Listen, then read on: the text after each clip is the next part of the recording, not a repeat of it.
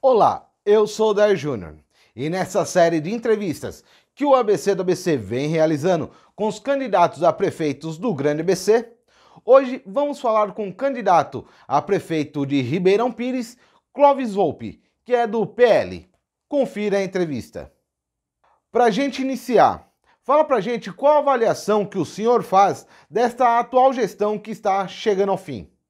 Olá, eu sou o Clóvis Volpi, candidato a prefeito de Ribeirão Pires, pelo PL, número 22, e tenho muito prazer em estar aqui com vocês. O candidato que está encerrando seu mandato nesse momento, parece-me que foi muito infeliz na sua administração. Não soube, de fato, equilibrar as finanças da cidade, fazendo uma boa gestão. Recentemente, eu pude analisar o plano de governo dele, de 4 anos atrás, e verificamos que ele não conseguiu absolutamente cumprir 20% daquilo que foi prometido. Eu posso dizer e afirmar a todos vocês, aquele que faz promessas durante a campanha, faz um plano de governo, publica um plano de governo e depois não consegue realizar 20% daquilo que se comprometeu, tem um significado muito sério: incapacidade de gestão pública. É assim que eu penso no governo que está terminando. Quais as principais dificuldades nesses 4 anos? Olha, a primeira grande dificuldade foi a formação da equipe. Ele deixou que a equipe se ampliasse muito, saindo de 14 secretarias que constavam em 2012, no final do meu mandato, para 21. Ele fez com que crescesse o meio da prefeitura na gestão, quando na realidade o que tem que crescer é a função fim, aquela que atende o cidadão. Quando se faz crescimento da função meio numa administração pública, o resultado é negativo para a população, porque você tem que cortar em algum setor. E se você corta na função fim, você vai ter menos médicos, menos remédio, menos garis, menos professores, todas aquelas funções que trata com o cidadão. Essa foi a grande dificuldade, não ter o discernimento do que é gestão pública moderna. E nós vivemos numa era de modernidade. Não se pode ficar ampliando o serviço quando, na realidade, nós precisamos executar mais serviços de uma forma bem mais diferente e bem mais econômica. Por que Clóvis Volpi pretende ser prefeito e quais as propostas? Bem, primeiro porque nós sentimos, por estarmos aqui em Ribeirão Pires há mais de 48 anos no mesmo lugar, há 54 anos vivendo na cidade, não é? Eu quero até salientar, eu faço 50 anos de casado aqui em Ribeirão Pires no próximo dia 27 de dezembro, portanto eu tenho uma responsabilidade. E há um dito feito pelo Einstein lá atrás, né? Há quase 100 anos, que ele diz assim: se nós que entendemos alguma coisa deixarmos passar a oportunidade de executá-lo, nós seremos os responsáveis pelo fracasso da cidade. Eu diria uma coisa a vocês: eu precisei voltar com a minha candidatura para poder botar a cidade nos trilhos, nos eixos, economicamente falando. Nós vamos fazer uma revisão na administração pública. Nós vamos diminuir o número de secretarias para 12 ao invés de 21. Nós vamos cortar o número de cargos comissionados, que muitas vezes são técnicos e outras vezes são somente apadrinhamentos políticos. Isto tudo está encarecendo demais a gestão na cidade. Eu quero fazer este corte e é com este corte que nós vamos poder fazer algumas realizações. Quero que observe o seguinte: nestes 2 setores, secretários e comissionados, a prefeitura gasta por mês 2,5 milhões.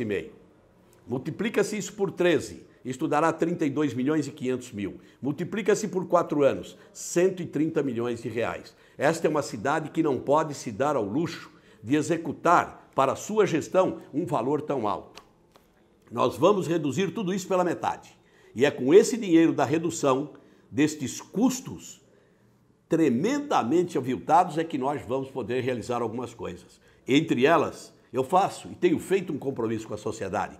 Eu quero terminar o hospital que nós começamos lá em 2010 e entregamos em 2012 com uma boa parte feita. De lá para cá, durante 8 anos, não se colocou um prego. Com esta economia, no primeiro ano eu toco a obra do hospital. No segundo ano eu equipo e boto para funcionar. Esta é uma prova da minha responsabilidade com a questão da saúde pública que ficou abandonada esses 8 anos. Segurança pública nós dependemos muito, mas muito mesmo, do Estado, da Polícia Militar. Não há como fazer interferência. Mas nós temos e tivemos no passado, quando eu fui prefeito, a função chamada função delegada. É aquela em que a prefeitura pode contratar os policiais militares nos seus dias de folga para prestar serviço de segurança nas atividades da cidade. Por exemplo, nós temos aqui a Vila do Doce. Poderíamos, como já tivemos no passado, a própria PM estar tomando conta da Vila do Doce. Outras atividades em outros setores poderíamos ter também. Mas eu confesso que a Guarda Municipal de Ribeirão Pires está muito bem equipada, eu não posso negar isso. E nós vamos continuar não só equipando-a, mas também como valorizando e também como ampliando o seu trabalho.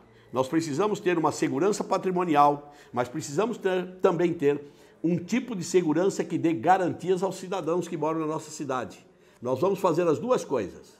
Vamos entrar em contato com a PM, fazer os nossos convênios para ampliação dos serviços, mas também vamos investir na Guarda Municipal. Pode esperar, isto é uma promessa. Na realidade, turismo, há uma necessidade muito grande que você amplie os seus serviços, né? Nenhuma cidade sobrevive do turismo se ela não tiver serviços para prestar ao cidadão e ter atividade para o cidadão. O turismo precisa gerar emprego, gerar renda para a comunidade que está aqui. Nós ficamos aí 8 anos paralisados. Durante 4 anos insistiu-se aqui num chamado teleférico, que consumiu perto de 10 milhões de reais que ficaram enterrados. Aquilo foi um grande erro quando se deveria ter feito alguma coisa, algum investimento numa outra área turística. Nós pretendemos fazer vários tipos de turismo. Temos conversado com padres que estão levando propostas à Cúria para que nós iniciemos um processo do turismo religioso. Temos conversado com as equipes que estão trabalhando no esporte para fazermos aqui em Ribeirão Pires o turismo esportivo. Nós temos conversado com os vários segmentos da sociedade para que possamos implantar aqui um sistema de visitação das pessoas aos finais de semana. Mas para isso é preciso também criar uma infraestrutura. E é essa infraestrutura, esse receptivo que nós pretendemos ampliar. E se tivermos um bom receptivo, nós tivermos alguns lugares para que essas pessoas possam se distrair, possam consumir bons restaurantes, bons serviços de cafés, enfim, um hotel que seja bem avaliado para poder recepcioná-los, nós vamos começar a ter sucesso. Nós vamos investir nessa área e nós vamos incluir a Secretaria de Desenvolvimento Econômico, que hoje está separada e só pensa na indústria. Nós vamos passar a fazer com que ela pense também no desenvolvimento econômico do turismo. Vamos fazer investimentos no artesanato. Ou seja, nós queremos esta economia terciária, que ela cresça em Ribeirão Pires. Se nós conseguirmos fazer isso, eu tenho certeza que o grupo que está elaborando o nosso plano de governo nesta área é extremamente competitivo, extremamente capaz de gerenciar esse setor. Vai ser uma surpresa o desenvolvimento do turismo em Ribeirão Pires. Tenho certeza disso. Na sua opinião, como foi o enfrentamento à pandemia em Ribeirão Pires? Ribeirão Pires criou também um hospital de campanha, como todas as cidades do ABC. Nós não tivemos um número excessivo de casos de óbitos na cidade, mas nós tivemos um trabalho muito bom feito pelos médicos que foram trabalhar no hospital de campanha, pelos enfermeiros, pelos profissionais de saúde e tudo isso. Nós superamos esta fase aqui. É certo que perdemos na cidade algumas pessoas, muitas delas muito próximas da gente. Foi terrível, mas foi terrível no mundo, foi terrível no Brasil e aqui não poderia ser diferente. Mas eu queria dizer uma coisa a todos vocês. Nós gastamos no hospital de campanha 12 milhões de reais aproximadamente, com serviço e com médicos e com a instalação. Se nós tivéssemos aqui, nos 2 últimos mandatos, terminado o hospital que nós iniciamos em 2010, nós não teríamos gasto esse dinheiro. E tenho certeza absoluta que, não tendo gasto esse dinheiro, nós teríamos terminado esse hospital e atendido a população a um custo muito mais barato e até com muito mais presteza, com muito mais agilidade. Não posso negar que foi um serviço bem feito, mas teve um alto custo para a comunidade não ter terminado aquele hospital antes que essa pandemia acontecesse, embora nós não sabíamos que ela viria. Mas eu quero dizer uma coisa aqui e fazer um alerta. Nós não estamos livres ainda desta pandemia. Outras doenças chegarão no país, nas nossas cidades, e é por isso que quando eu falo que eu tenho que terminar aquele hospital, é pensando no futuro. Como será o futuro se tivermos outra pandemia? Nós estaremos preparados e teremos recursos para isso? Esta é a grande pergunta. Por isso é que um dos motes da nossa campanha é o término do nosso hospital. Quais são os desafios para os próximos anos? O grande desafio desta cidade é o equilíbrio econômico. Equilíbrio econômico e prioridade nos gastos. Nós não temos um equilíbrio econômico, nós estamos gastando mais do que arrecadamos. O que tem acontecido neste momento? Vamos fazer aqui uma analogia de dois veículos com velocidades diferentes. A nossa despesa, ela vai a 100 por hora e a nossa receita apenas 50 por hora. A distância vai se prolongar ao longo do tempo e ficará impagável esta diferença que ficar aqui. Eu tenho a impressão que no ano de 2021, as dívidas que estarão na cidade, na prefeitura, chegarão a 250 milhões. Muitas dívidas estão sendo judicializadas. Muitas obras que estão sendo feitas no apagar das luzes do mandato não estão sendo pagas e serão judicializadas. Eu conheço pelo menos umas 10 empresas, que a soma dessas empresas já chega perto, com certeza, perto de 80 milhões de reais. Esta dívida judicializada, que eu acho que chegará perto de 100 milhões judicializados, ela vai, daqui a 10, 15 anos, chegar a 400 milhões, porque os juros judiciais são abusivos e serão precatórios, que alguém terá que pagar lá na frente. Então, o equilíbrio econômico vai ser o nosso grande desafio. Mas a gente gosta de desafios e nós temos competência para reorganizar a economia da cidade e depois fazer investimentos nas áreas fundamentais depois da pandemia. Saúde, ação social e educação. Queremos fazer um investimento na educação. Precisamos aprender mesmo com o ensino híbrido. Nossos professores não estavam preparados, coitados. Eles não tinham a ideia do que seria a educação com um problema como esse. Nossos alunos em Ribeirão, muitas vezes pobres, não tinham condições porque não tinham equipamentos e não tinham conhecimento. Nós fomos extremamente prejudicados. Nós temos que investir um pouco mais em tecnologia. Este é o nosso pensamento, o sentimento do crescimento tecnológico de Ribeirão Pires. Volpi, hoje por conta da pandemia, o que é mais prioritário? Saúde, educação ou economia? Veja bem, você não vai ter saúde se você não regular a economia. Elas estão interligadas entre si. Não há o que há mais fundamental ou prioritário.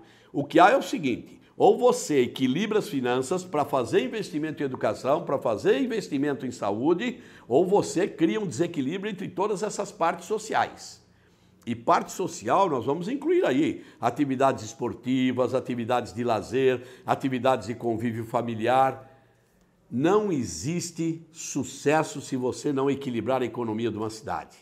Para você errar é muito fácil, para consertar é muito difícil.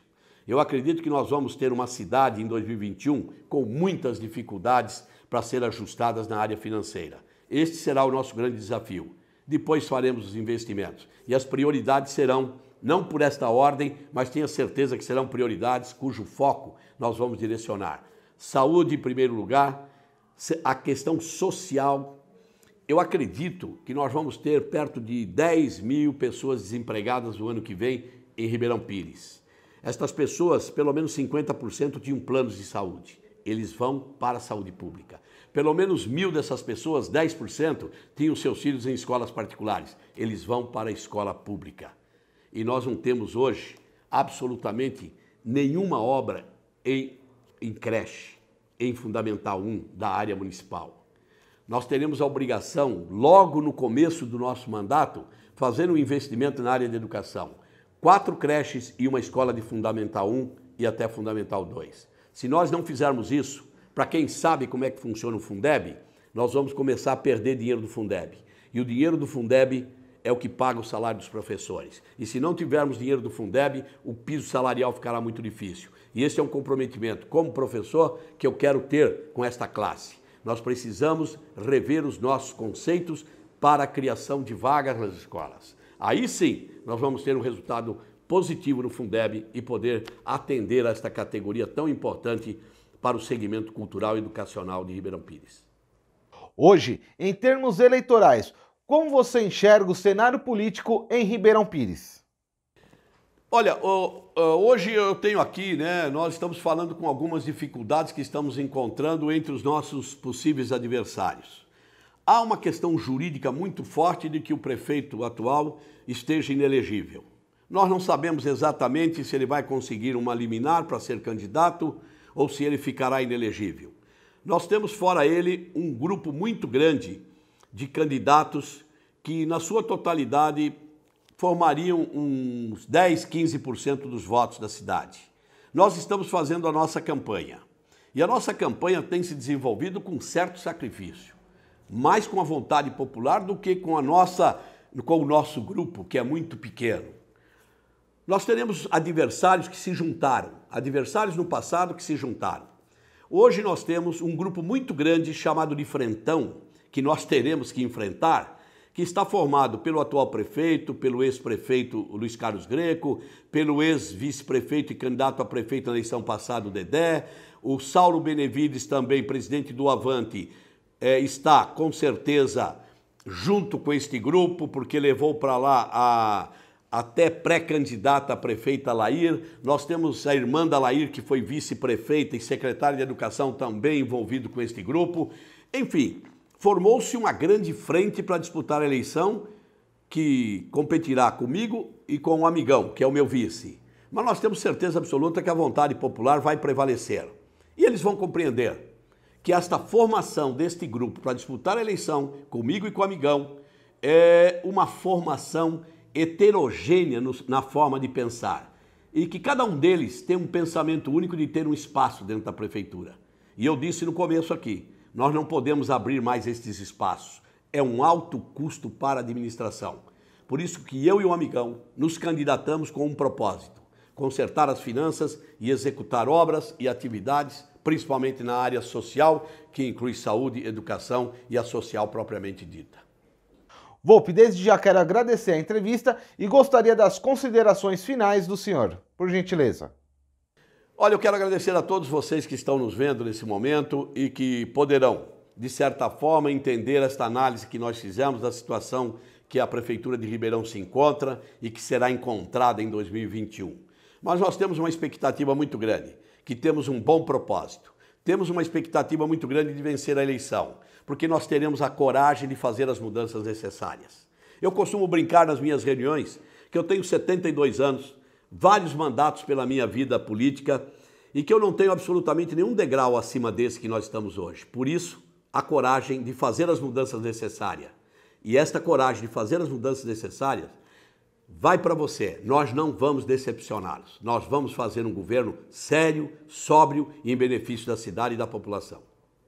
Quer saber as principais notícias? Acesse www.abcdoabc.com.br ou nossas redes sociais, que é no Twitter, @abcdoabc, facebook.com/abcdoabc ou no Instagram, que é @abcdoabc_oficial.